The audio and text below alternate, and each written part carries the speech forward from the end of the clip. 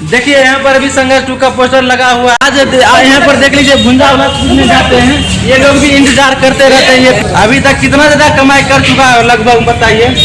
ये सिनेमा तो सब भोजपुरी का रिकॉर्ड तोड़ेगा। ये देखिए आज हम संघर्ष 2 फिल्म देखने के लिए आए हैं हॉल तक। यहाँ ऑडियंस हम पूछते हैं आखिर कैसा लगा नहीं लगा है। देखिए काफी लोग यहाँ पर देखने के लिए आए हुए हैं, सारा कुछ सवाल करते हैं और कितना ज्यादा कमाई किया है आप लोग को ये भी बताऊंगा।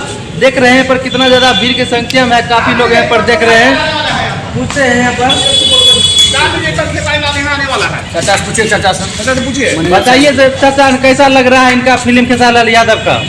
एकदम पलंग जोर लग रहा है। अभी इनका काफी अच्छा बोल रहे हैं अभी।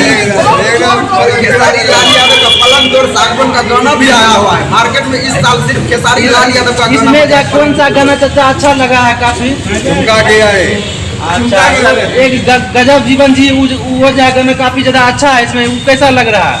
भालो काफी अच्छा। और इसमें जो खेसारी लाल यादव का बेटी पहली बार जो एक्टिंग किया है, पहली बार वो कैसा किया एक्टिंग? एकदम पलंग जोर लग रहा है।